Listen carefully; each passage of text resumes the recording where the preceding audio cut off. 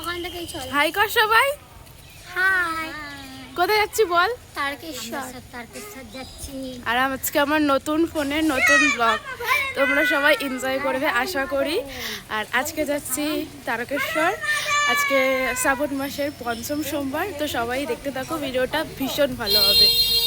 তো তোমাদের সবাইকে বলেই দিলাম যে তারকেশ্বর যাচ্ছি।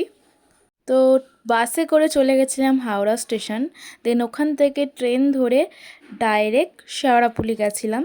তো স্টেশনে আমরা বন্দে ভারত ট্রেন দেখেছি ফার্স্ট টাইম। দেন সকাল সকাল তোমাদের মা গঙ্গার দর্শনও করিয়ে দিয়েছি। আর আমাদের বাড়ি থেকে স্টেশন অবধি যেতে যেতেই আমি পুরো কালো হয়ে গেছিলাম, ঘেমে গেছিলাম। মানে সেদিন এতটা গরম ছিল আর প্রচণ্ড রোদ দিয়েছিল।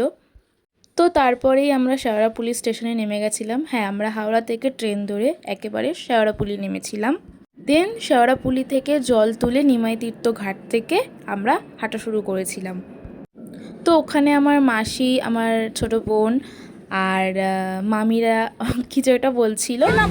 গাইস, জাস্ট হাওড়া থেকে শেওড়াফুলি, আর এটা আমার ফার্স্ট টাইম। বাট ওদের অনেকবার আসা, বাট আমার ফার্স্ট টাইম। জানি না, দুবার এটা নিয়ে আমি দুবার হেঁটে হেঁটে আসা, বাকি এমনি অনেকবার এসেছি। তো আমার নাম নিয়ে ওখানে অনেকক্ষণ তর্কাতর্কি চলছিল। তারপর দেখতে থাকো, আমাদের খাওয়া শুরু করেছে। আমাদের পাতে পড়েনি, আমার মা বসে আছে ওরকম করে, আর ও খাওয়া শুরু করে দিয়েছে। এত খেয়ে কি হবে? এখন আমরা লুচি আর এটা কি ছোলার ডাল তো মনে হচ্ছে না, নিয়েছি, খেয়ে যাবো। মনে হচ্ছে কাবলি ছোলা। তারপর ওখান থেকে আমরা নিমাই তীর্থ ঘাটে চলে গেছিলাম, মানে খাওয়া দাওয়া করে। দেন ওখানে গিয়ে স্নান করে তারপরে জল তুলে আমরা শেওড়াফুলি থেকে তারকেশ্বরের দিকে রওনা হয়েছিলাম। তো যেহেতু আমরা 15ই আগস্টের দিন গেছিলাম, সেদিন শনিবার ছিল, তো দেশের পতাকা চারিদিকে লাগানো ছিল, ভীষণ ভালো লাগছিল দেখতে। আর সুন্দরভাবে সাজিয়েও ছিল। আর তারপরে হচ্ছে মানে ঘাটগুলোও একদম পরিষ্কার ছিল, খুব নোংরা বলতে নোংরা ছিলই না সেরকম। তো আমার যেহেতু ফার্স্ট টাইম যাওয়া, আমার বোনরা মাসিরা ওরা আগেও গেছে, বাট আমার ফার্স্ট টাইম হেঁটে যাওয়া। তো তারপরে তোমাদের আবার গঙ্গার দর্শন করিয়ে দিলাম, শেওড়াফুলির নিমাই তীর্থ ঘাটের গঙ্গা। আর ভীষণ ভাল লাগছিল জানো তো বসে থাকতে গঙ্গার ঘাটে, বাট বসে থাকলে তো হবে না।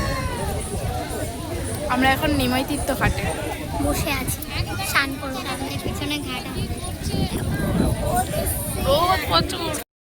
তারপরে আমরা গঙ্গা থেকে স্নান করে জল তুলে এনেছিলাম। তো বোনকে বলেছিলাম একটু ভিডিও করে দিতে, ও করে দিয়েছে।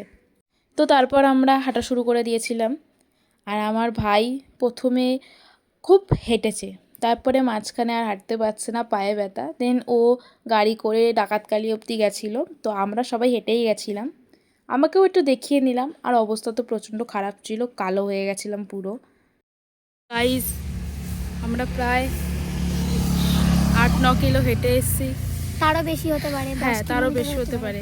তারপরে আমাদের অবস্থা এরকম। এখন আমরা বসে আছি এক জায়গায়, আর পাচ্ছি না হাঁটতে। মানে সব ছন্নছাড়া হয়ে গেছি, দুজন আগে হয়ে গেছি, আরও দুজন পরে হয়ে গেছি, আরও দুজন আগে হয়ে গেছি। বল, মুখ পুরো কালো হয়ে গেছে আমাদের। দেখতে থাকো।